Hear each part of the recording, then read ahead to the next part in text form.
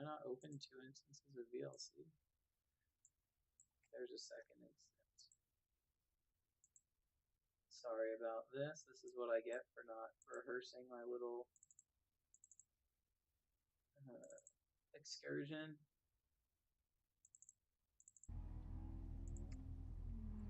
So let me pull this up over here. Let's try to go.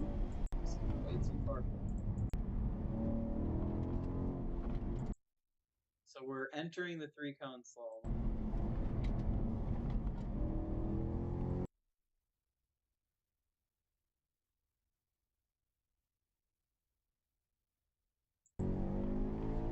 Oh, whoops, my bad. Alright. Exiting the 3-cone slalom. Let's look at where I am on that exit. Let's get back a second. Versus where I am on the exit on my worst run. See how much further to the right I am? There's a lot bigger gap to this white line. And what that resulted in is I'm comically far to the left on that. So sorry about my clumsiness here. Really? Why you gotta do this to me? Alright. See how I've left a lot of space? I'm right up against that cone. Okay. That was a clumsy minute of me fumbling around with VLC. I apologize, but this is critical. So you can see where on my worst run, which is on the left, I was right up against the outside wall. And that means that I have a much sharper angle and I have to brake a lot harder to enter this slalom than I do on this run, where I've set myself up to have that wider, that shallower entrance into the slalom. So when I enter the slalom, see how right as I reach that cone, I'm already pointing straight. But I still have to make up a lot of angle on my worst run. This is the kind of thing that you start to realize as you autocross more and more, is that there's certain elements you need to set yourself up for. This whole sequence starts with the 3-cone slalom. Because if you're too fast through the 3-cone slalom, you push too far to the right, you can't get over to the right for the slalom that follows it. So let's go full screen on this. Just take one quick step back. I am not the world's best slalom driver, but watch my hands. Left, right, left, right, left. No pauses. Nice and smooth. Braking hard into the turnaround. Remember I said on the course walk that you want to stay tight on these cones. Get on the power. Now notice I got a little loose. But look at how early I'm steering. When I tell you on the novice walk to steer early, I mean early. It's something that takes time to feel out, but it's something that I also notice a lot of when I'm riding with people that are new to autocross, is they tend to not input their steering early enough.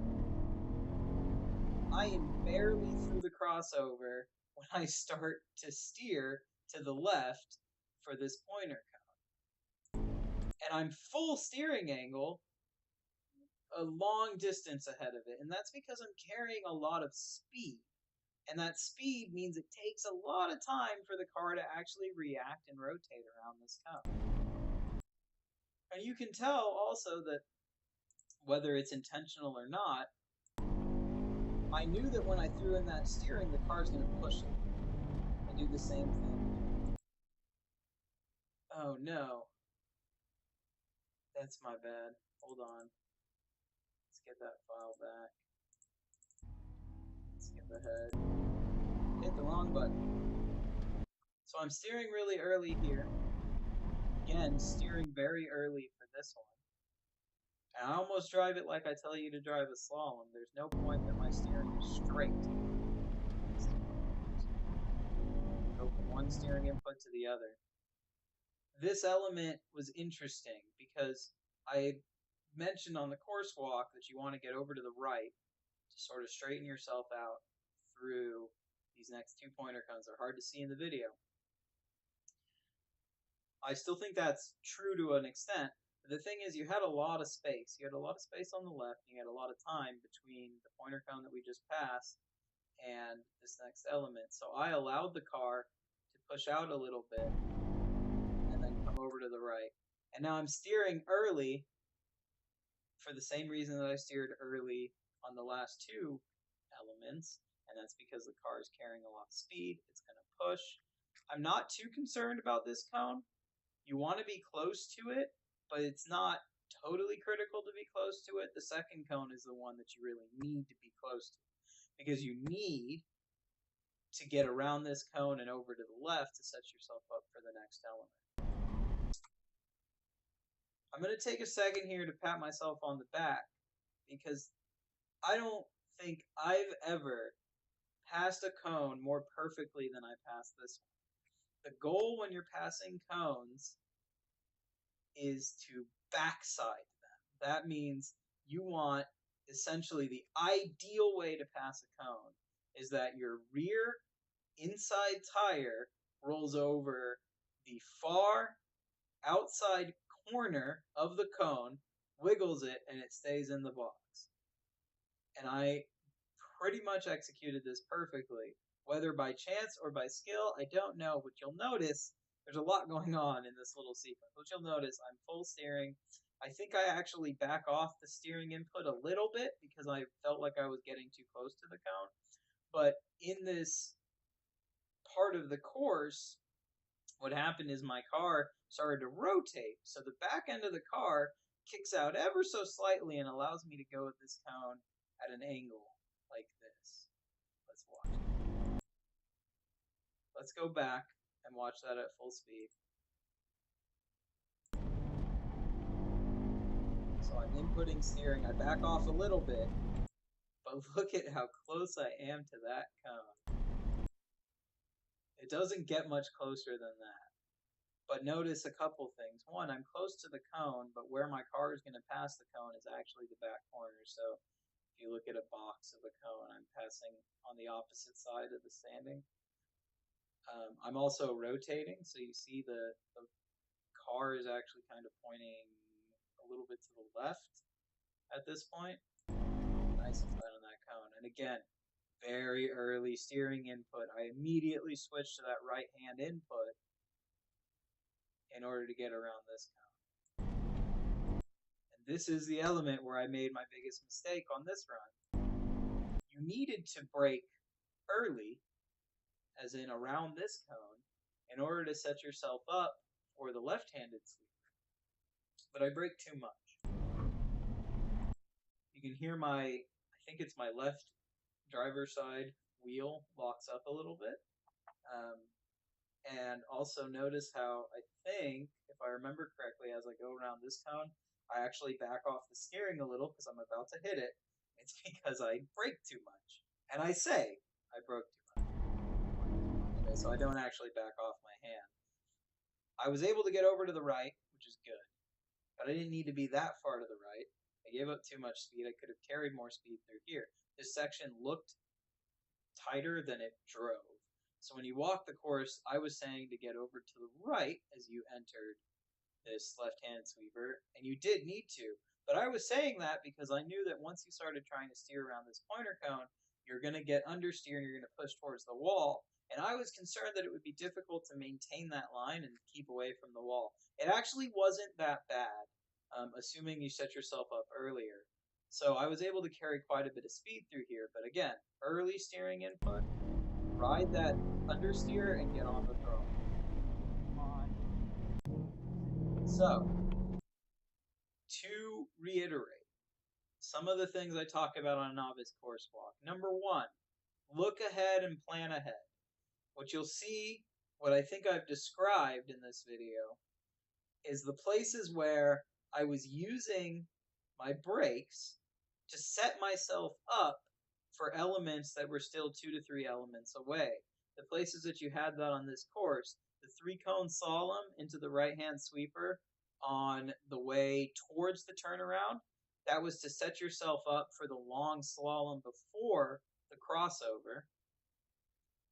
The other place to set yourself up was the 3-cone slalom towards the finishing sweeper so that you could get over to carry more speed and momentum through that sweeper. The other thing I tell everyone on a novice course walk, steer early. You have to input your steering very early when you're autocrossing, especially if you're in a car that is fast.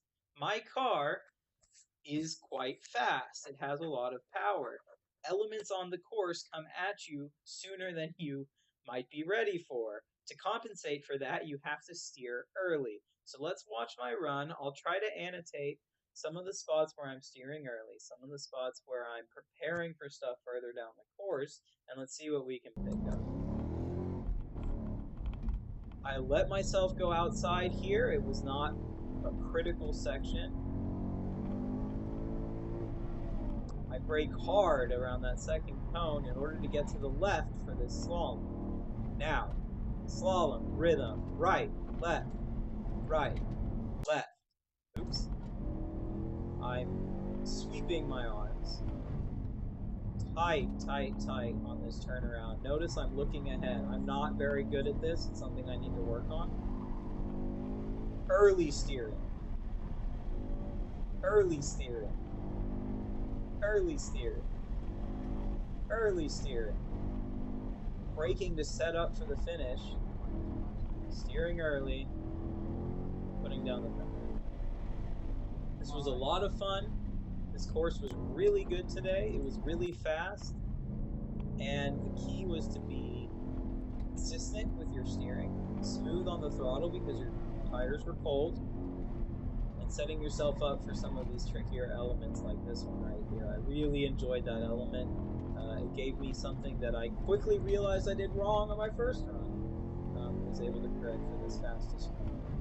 This turnaround, we talk a lot about turnarounds. You sometimes go wide on them to carry more speed. This was not one of those times. You want to stay tight.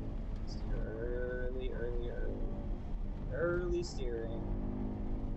This beautiful tight cone.